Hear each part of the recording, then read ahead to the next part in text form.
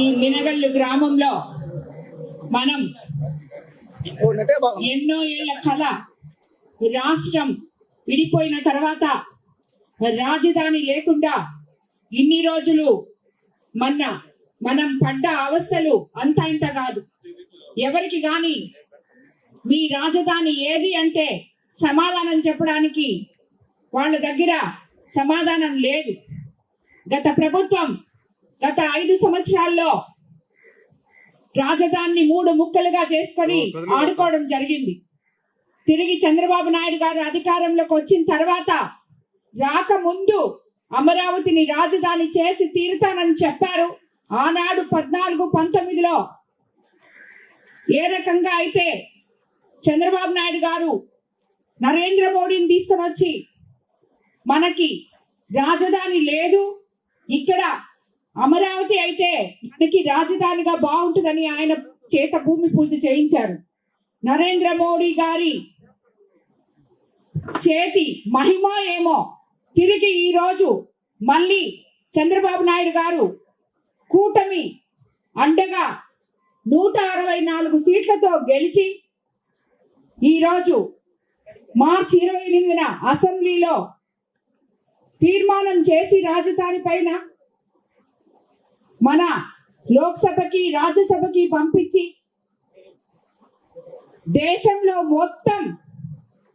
దేశంలో ఎన్ని పార్టీలు ఉన్నాయో ఒక్క వైఎస్ఆర్సీపీ పార్టీ తప్పితే అందరూ కూడా మన రాష్ట్ర రాజధాని కోసం సపోర్ట్ చేయడం జరిగింది. ఈరోజు మనం నా రాష్ట్రం ఆంధ్రప్రదేశ్, నా రాజధాని అమరావతి అని చెప్పి చెప్పుకునే గుండె ధైర్యాన్ని మనకి నరేంద్ర మోడీ గారు, ఈ దేశ ప్రజలు, దేశంలో ఉన్న పార్టీలు అన్నీ కూడా మనకి ఒక్క వైఎస్ఆర్సీపీ పార్టీ తప్పితే ఇవ్వడం జరిగింది. అదే కాకుండా మనం రాజధాని వస్తుందని ఆంధ్ర రాష్ట్రంలో 5 కోట్ల ప్రజలు ఎంతో సంతోషపడుతుంటే మిగతా రాష్ట్రాల్లో ప్రజలు కూడా అయ్యో వీళ్ళకి రాజధాని లేదే, పాపం మనం ఏదో ఒక సపోర్ట్ చేయాలి, వీళ్ళకి రాజధాని రావాలి అని చెప్పి మనకి ఎంతో వాళ్ళ శక్తంతో ఉపయోగించి మనకి సపోర్ట్ చేస్తుంటే మన రాష్ట్రంలో ఉన్న ఈ వైఎస్ఆర్సీపీ పార్టీ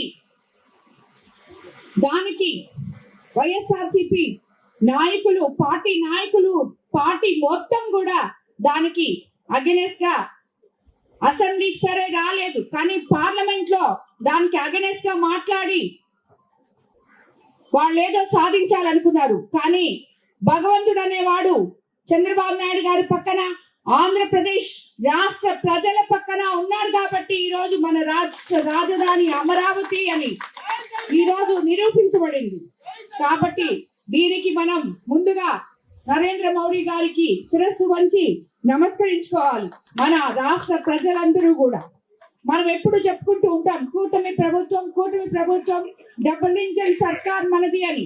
ఆ డబుల్ ఇంజన్ సర్కార్ అంటే ఏంటో ఈ రోజు 20 నెలల్లోనే ముఖ్యమంత్రి చంద్రబాబు నాయుడు గారు ఆంధ్ర రాష్ట్రంలో చూపించగలిగారు. అవన్నీ అభివృద్ధి, సంక్షేమము 2 కళ్ళులాగా ముందుకు తీసుకుపోతానే ఆంధ్ర రాష్ట్ర ప్రజల కళ రాజధానిని కూడా అమరావతిగా చేసి నెరవేర్చడం కూడా జరిగింది. ఈ రాజధాని మనకు వచ్చింది అని చెప్పి మనం ఇంత సంతోషపడుతుంది సమయంలో ఒక్కసారి మనం అమరావతిలో ఉన్న రైతులు పడ్డ కష్టాల్ని, వాళ్ళు ఎంతో ఇష్టంగా ఉన్న భూమిని రాజధాని కోసం త్యాగం చేసిన ఆ రైతుల్ని ఒకసారి మనం స్మరించుకోవాలి ఈ టైంలో. అదే విధంగా అమరావతిలో ఉన్న ఆడపడుచులందరూ అనరాని మాటలు అనిపించుకొని ఎక్కడి నుంచో ఎక్కడికి దెబ్బలు తిని జైలు నుంచి దేవస్థానం వరకు వెళ్ళి ఇవన్నీ కూడా అష్ట కష్టాలు పడి ఏ రకంగా అయినా సరే మనం అండగా ఉండాలి అని చెప్పి ఈ రోజు మనకి రాజధాని ఇవ్వడం జరిగింది. ఈ రోజు 7 గంటలకి ప్రతి ఒక్కరు కూడా ఈ రాజధాని అమరావతి మనకొచ్చిందని ప్రతి గృహిణి రాష్ట్రం మొత్తం, అదే కాకుండా జిల్లా మొత్తం, కోవూరు కాన్స్టిట్యున్సీ మొత్తం ఇంటి బయట 2 దీపాలు వెలిగించాలని నేను ప్రతి మహిళని ఇక్కడ నేను కోరుకుంటున్నాను. అప్పుడే మనం సాధించిన ఈ రాజధానికి నిజమైన నైవేద్యం ఇచ్చినట్టు ఆ దీపాలు మనం ఈరోజు. కాబట్టి ఈరోజు ఒక మహత్తరమైన రోజు. అలాంటి రోజు ఈ మినగల్లు గ్రామానికి రావడం, ఇక్కడ ర్యాలీలో పాల్గొనడం నాకు చాలా సంతోషంగా ఉంది. ఈ మినగల్లులో ఇప్పటి వరకు మనం ఆల్రెడీ అభివృద్ధి పనుల కోసం 21 నెలల్లోనే సుమారు ఎన్నికల్లో ఇచ్చిన హామీలన్నీ అమలు చేస్తూ సంక్షేమ పథకాలు మీ గడపకు చేర్చాం. కొత్త మినగల్లో 15,60,000తో 3 సీసీ రోడ్లు, పాత మినగల్లో 10 లక్షలతో నిర్మించిన శ్మశాన వాటికకు వెళ్లే సీసీ రోడ్డు ప్రారంభోత్సవాలు, 40 లక్షలతో వాటర్ పైప్ లైన్ శంకుస్థాపన, మొత్తం ఈ రోజు 65,60,000తో చేసుకుంటున్న అభివృద్ధి పనులే కూటమి ప్రభుత్వ పనితీరుకి అర్థం పడుతున్నాయని చెప్పి మీకు అందరికీ తెలియజేసుకుంటున్నాను.